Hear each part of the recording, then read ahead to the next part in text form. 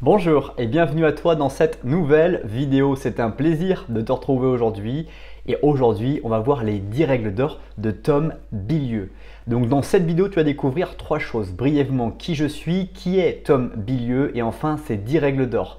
Reste très attentif jusqu'à la fin de cette vidéo puisque j'aurai un petit cadeau à t'offrir dès la fin de cette vidéo. Alors qui je suis? Je m'appelle Ogier Dolé, j'investis mon temps à produire des écrits, des audios et des vidéos pour impacter des millions de personnes à trouver la confiance en eux dans leurs projets personnels et professionnels. Je t'invite dès maintenant à t'abonner à la newsletter pour ne pas rater les prochaines vidéos ou redécouvrir les contenus les plus populaires. Alors qui est Tom Bilyeu? Tom Bilyeu est aussi et surtout connu comme le cofondateur de Quest Nutrition. Quest Nutrition a augmenté de 57 000% au cours de ces 3 dernières années en termes de chiffre d'affaires. Son objectif de Quest Mission était de mettre en place, mettre fin à la maladie métabolique et de montrer que la nourriture peut être bonne pour vous et surtout bonne au goût. Donc en octobre 2016 avec sa femme, ils ont lancé Impact Theory. C'est en fait un talk show d'entretien de longue durée avec beaucoup de personnes qui passent. Et la théorie de l'impact est conçue pour tirer parti d'une meilleure autonomie du commerce et influencer radicalement la culture mondiale. Donc aujourd'hui, Tom Bilyeu est vraiment dans une démarche d'impacter le monde sur la nutrition, sur permettre justement à toutes ces maladies qui existent à travers la nutrition, la malnutrition, et bien de ne pas continuer à exister. En février 2018, Impact Theory en est encore à sa première étape avec plus de 250 000 abonnés sur ces plateformes de médias sociaux. Et au début, Quest Nutrition, c'était, on fabriquait des barres protéinées pour la cuisine. Dans leur cuisine, ils fabriquaient ces barres-là qu'ils vendaient. Et maintenant, les produits sont vendus dans 80 pays. Et pour développer, ils donnaient leurs produits gratuitement au démarrage quand ils ont commencé finalement cette entreprise de Quest Nutrition. Donc voilà, Tom, c'est quelqu'un qui a cette volonté d'impacter le monde, de changer le monde sur la nutrition, de proposer des alternatives aux personnes qui finalement ne peuvent pas manger facilement, qui n'ont pas les capacités de faire à manger, qui ne savent pas faire à manger. Et tout en les aidant à trouver, à avoir des aliments qui soient vraiment simples à mettre en place et pouvoir manger dans leur vie.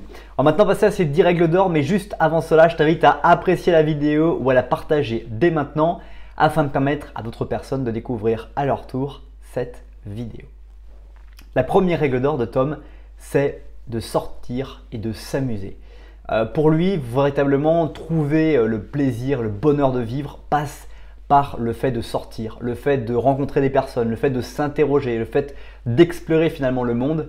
Et il y a des phases effectivement dans lesquelles on va beaucoup se développer en sortant ou en travaillant énormément chez soi, mais il doit y avoir des phases dans sa vie où il est nécessaire de sortir de son cadre, de prendre du recul sur sa vie, de mettre en inertie les choses qui sont dans notre vie pour justement s'attarder à pouvoir profiter, nous amuser et revenir avec encore plus d'énergie dans notre quotidien. Deuxième règle d'or, c'est trouver un accomplissement profond. Qu'est-ce que tu as envie d'accomplir sur cette terre? Qu'est-ce que tu as envie d'accomplir dans ta vie?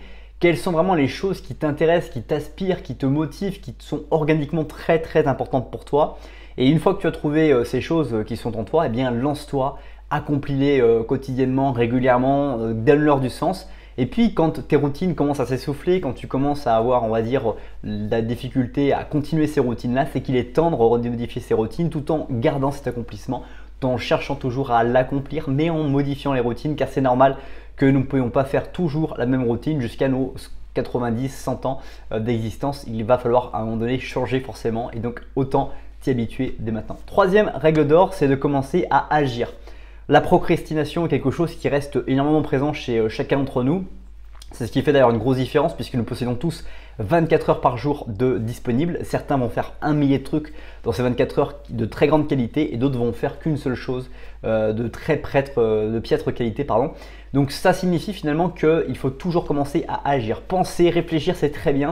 À un moment donné, il faut faire un petit pas, il faut se lancer dans l'aventure, il faut faire le premier geste pour passer à l'action parce que si on n'agit absolument jamais, il ne va jamais rien se passer et donc on ne pourra finalement pas bénéficier. Alors c'est quelque chose de très théorique encore une fois que ce que je te dis, mais il existe encore un plus grand pas entre la connaissance et l'action qu'entre l'ignorance et la connaissance. Donc c'est plus facile pour toi de connaître quelque chose, mais c'est beaucoup plus difficile de te mettre à agir. Donc passe massivement à l'action, échoue le plus rapidement possible comme dit Mark Zuckerberg pour apprendre de nouvelles choses. Quatrième règle d'or, c'est attention au résultat final. Quel est le résultat final que tu atteins de l'accomplissement que tu souhaites? Est-ce que voilà, c'est un accomplissement matériel, un accomplissement psychologique, une expérience de vie extraordinaire. L'idée, c'est vraiment de savoir le résultat final. Par exemple, Elon Musk, lui aujourd'hui, il veut avec SpaceX coloniser Mars. Donc lui, son expérience finale, c'est d'avoir mis un pied sur Mars personnellement pour concrétiser son rêve, pour voir que les choses fonctionnent. Et donc cette vision qu'il a partagée avec l'ensemble des personnes qui sont autour de lui font justement aller dans cette direction. 5e règle d'or, c'est mettez du temps, prenez le temps. On pense parfois que pour accomplir les choses, il faut que ça soit rapide, mais c'est pas rapide d'accomplir quelque chose. Plus ton rêve va être grandiose et plus en fait il faut des actions répétées pour agir, pour aller devant ce rêve-là, parce que plus ça veut dire que le chemin est très loin. Si effectivement tu devais aller dans ton quartier de maison pour atteindre l'objectif de tes rêves, ça serait beaucoup trop rapide. L'objectif de tes rêves est à une distance qui est très très importante de là où tu te trouves aujourd'hui. Donc il te demande d'avancer, de continuer à trouver des choses et de rencontrer des obstacles et de solutionner ce contournement d'obstacles ou justement comment réussir à passer cet obstacle. Donc chaque obstacle de vie, chaque situation qui t'arrive est justement quelque chose qui va te former à avoir mérité de réussir à atteindre l'objectif que tu souhaitais. 6e règle d'or, c'est aller de pas en pas.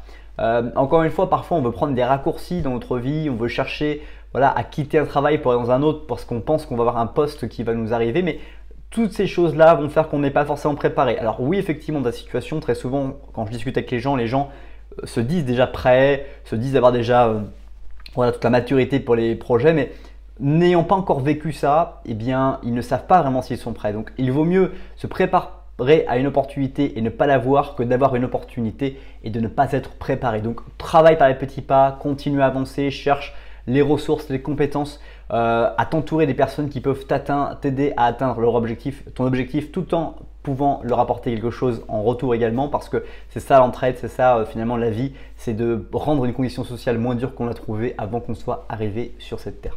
7e règle d'or, c'est garder vos croyances agiles.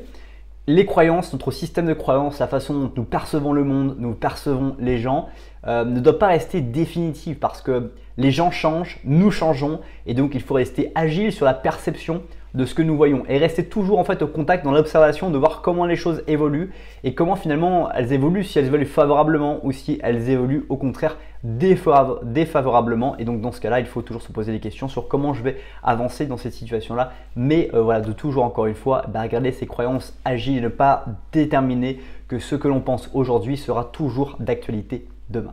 8e règle d'or, c'est prioriser correctement. La vie est faite de plein de volontés, de plein de rêves, mais on n'est pas sûr de pouvoir participer à tous ces rêves parce qu'il faut remplir la marmite, comme on dit dans cette expression populaire, manger tous les soirs, avoir de quoi se nourrir, donc il faut avoir un revenu. Donc pour un revenu, il faut forcément travailler et pour travailler, on prend du temps. Très souvent, on échange du temps contre de l'argent et donc on ne peut pas pousser tous ces rêves à réalité, donc il faut choisir. Choisir qu'est-ce que l'on veut faire. Si on peut idéalement investir son temps qui va nous permettre d'avoir de l'argent, donc le travail dans quelque chose qui nous passionne fortement, ça va être encore plus simple pour nous de pouvoir répéter encore et encore pour faire marcher les choses et faire avancer notre rêve. 9e règle d'or, c'est cassez-vous en deux. Se casser en deux, se creuser la tête, chercher finalement des solutions est l'une des meilleures choses que tu puisses envisager pour toi parce que tu ne peux pas monter en haut du sommet d'une montagne avec les deux mains dans les poches. Tu vas prendre des risques pour monter, la pente va être très dure et tu vas devoir besoin de tous tes membres pour pouvoir t'aider, pour pouvoir, si tu te retrouves un petit peu en déséquilibre, pouvoir te rattraper. Et c'est un peu ça, il faut se creuser les méninges pour avancer dans son objectif, il faut user de tous ces artifices et pour ça il faut réfléchir à qu'est-ce que je vais avoir besoin sur le chemin et qu'est-ce que je ne vais pas avoir besoin pour justement trouver les meilleures actions, les meilleures techniques pour trouver des solutions. Enfin, 10e et dernière règle d'or, c'est de changer ton attitude.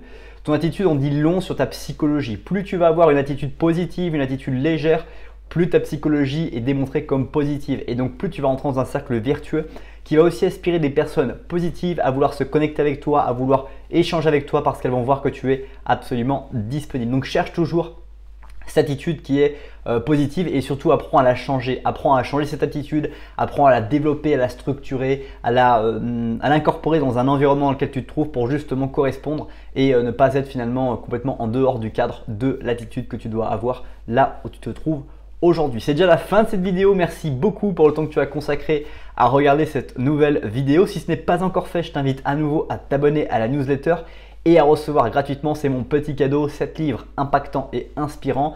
Tu trouveras les liens juste en dessous dans la description. Merci encore, passe une très bonne suite de journée et je te dis à bientôt pour une prochaine vidéo.